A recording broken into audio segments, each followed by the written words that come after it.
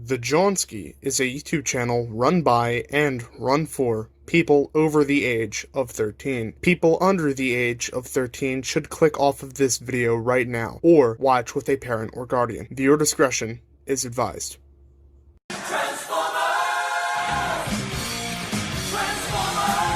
Militus frickin' 10 militiamen, my name is King Prime and welcome back to another video here on the YouTube channel. Today we're going to be taking a look at another, well, not necessarily super new, but recent Transformers Legacy figure, that being the Transformers Legacy Deluxe Class Knockout. Now, Knockout holds a very special place in my heart as I grew up with Transformers Prime. It was my childhood Transformers show, and I'm very excited to see some representation of that in plastic form once again after so many years. Before we get into the full review, let's take a look at the packaging as always. Up front here we have a picture of Knockout in his vehicle mode, as well as his name and the universe which he belongs to. The Legacy trades once again, Hasbro and Deluxe Class. Big Transformers trade along the side, as well as the Takara Tomy and Generations logos. Legacy trades once more. The old style of Legacy artwork along the side, the authentic sigil, and the Legacy trades again. On the other side here we have Knockout's mugshot with his name in Cybertronian, as well as him in robot mode looking very intimidating. On the back of the box we have his name once again, as well as a picture of the figure, 18 steps to transform, as well as some tech specs, some more legal jargon on the bottom of the back and on the bottom of the box, and that is pretty much it. I say this in every single video, but you only really care about the box if you're a carded collector, of which I'm not. I'm here to open these toys and review them, and that is just what I'm going to do. Freeze frame. Hey, you're not supposed to be in here. Who says? Freeze frame on freeze, and here is Knockout himself. Before we take a look at him, let's take a look at the accessory he comes with, which is a decently faithful representation of his staff. Not quite so, but I mean, with the mechanisms and the gimmicks that we get with these newer Transformers figures, I guess it works. I'm still not too jazzed about it. And that is pun intended, considering this is a remold of Jazz. But up close here, you do see some nice teal paintworks with some hexagonal holes and you know, some smoke clear plastic as on top of this sort of weird staff port that has 5mm holes for accessories. And the way that Knockout holds this is not great either. There's a little handle here that he can put it in his hand, so he doesn't actually even hold the staff like a staff. He holds it like a briefcase, which is weird. I don't like it. I don't like it. It's not good. This isn't what I know of Knockout staff from TFP, but it does exist, I guess, and he can use it. But moving past that and on to Knockout, I like the character. I like the mold. I hate this figure. This figure fucking sucks, and you can see why. Because every time I move it, it falls apart. Despite the fact that I have obviously tightened the joints, this copy of my figure is just horrible. It is the worst, and I hate it. And I advise everyone to beware when they get this figure. If it's loose, just return it. Because I'm stuck with this thing, and it's awful, and I hate it. And I've tried to fix it, and it doesn't work. But moving on to the details of Knockout before I rant a little bit too much, he does have a decently accurate head sculpt to the design of the show, except for the, nose part, which sucks. This is a pretty okay G1ification of that design, just, with some liberties and some shortcuts. As you can see, the crest is painted silver instead of being just flat red, and then, it's kind of squared off and boxy, which I don't mind personally. Don't know, man. He does have a Decepticon badge on his chest there. You can barely even see it in the light, but it is there, and it's very light purple underneath that red of his main color scheme. He does have some pretty okay detailing there. His grille is a gunmetal gray, as well as the light silvers for the headlights. Abdomen is painted in that same silver. Everything else is molded in gray.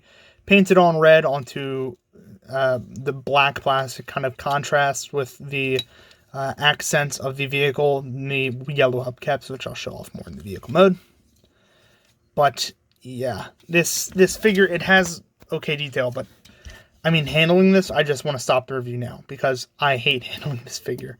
But going into the articulation that Knockout has, he does have a ball joint at the head, even though there is pretty limited range of motion. He does have that rocking marble in there. I can also look side to side, of course. He does have a full range of motion at the shoulders, which can go all the way around, kind of in an awkward angle, but they do go all the way around. He does have an upper bicep swivel, as well as a pretty okay elbow bend, just about 90 degrees, and an in and out wrist joint thanks to the articulation. He does have a very loose waist swivel on my freaking copy because it's just ass. He does have an okay forward and backward bend at the thigh, even though the backward is hindered by the not only the kibble, but the articulation itself is hindered by the way his thigh is cut right there. Of course, he does have an upper thigh cut, as well as a knee bend, which breaks because the articulation is so loose.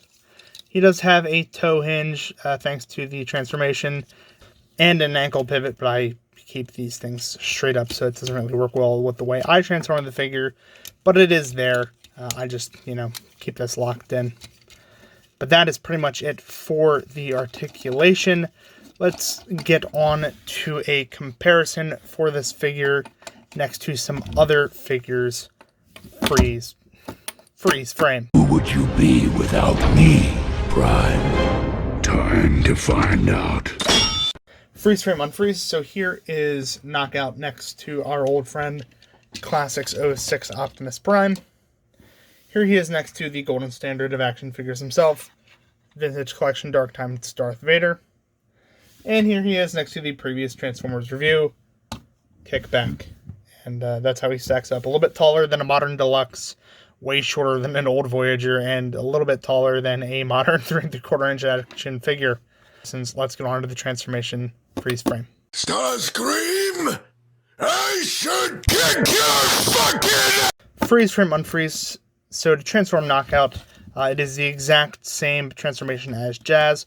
All you need to do is lift up on the chest here. You can then go around to the top here and poke this head in, which already wants to move because it's a crap figure.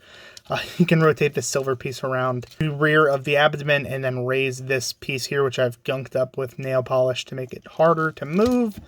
You can push that through and it'll create a flush top for the hood. You can then rotate his hands in right there, like I said, for the transformation joint, and then rotate the wheels in.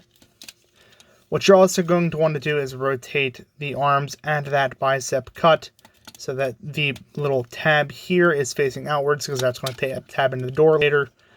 You rotate this wheel in again and then rotate the arm out so that it sits nice and flush.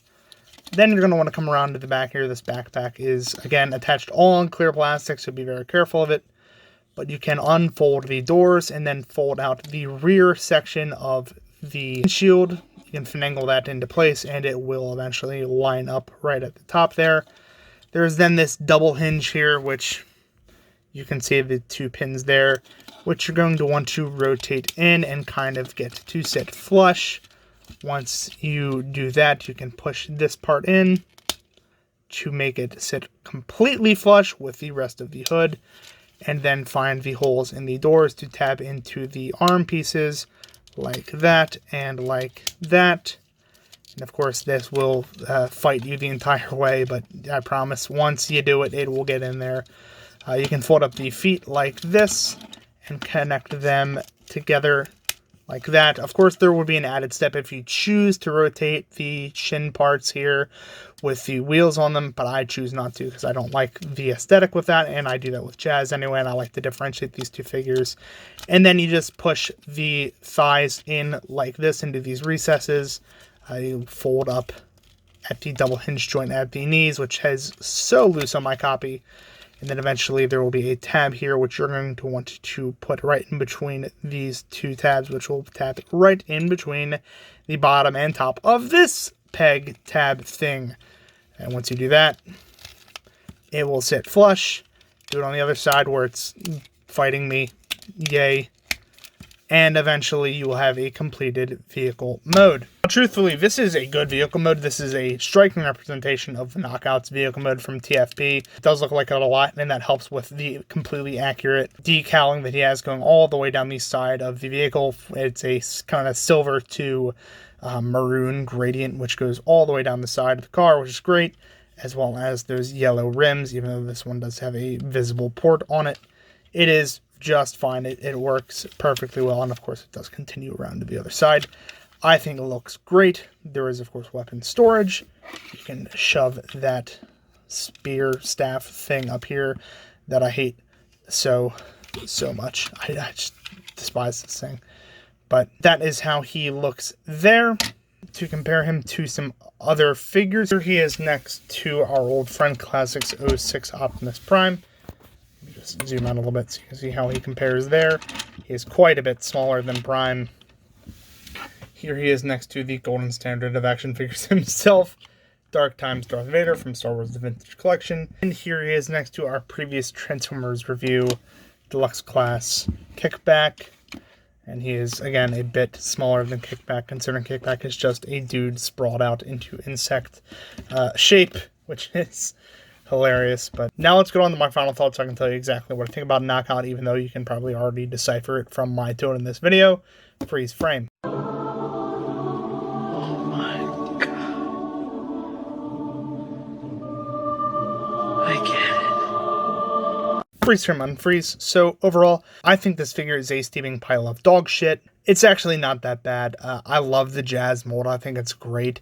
I just don't think that it suits this figure too well, or this character, I mean, too well.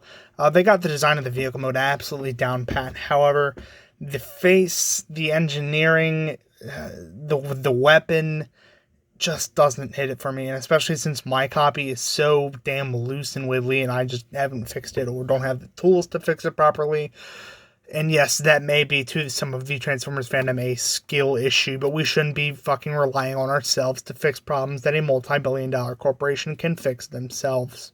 To those who would want to get this figure, buy it at your own risk. I do not like it personally. This is one of my least favorite figures in my collection, and it does kind of just hide next to Menasor on my shelf because I stick him next to Breakdown wherever he goes. But if you would like to brave the challenge of getting this figure, or you like this figure despite all of my warnings, or you like Transformers in general, the Decepticons, TFP, what have you, make sure you share this video with your friends, share it with Facebook groups, all that good stuff. If you like the content, make sure you like, comment, and subscribe down below. Keeps helping me make the content, keeps helping the channel grow. That's going to be pretty much it for this time, my friends. Thank you all so very much for watching, and as always, peace.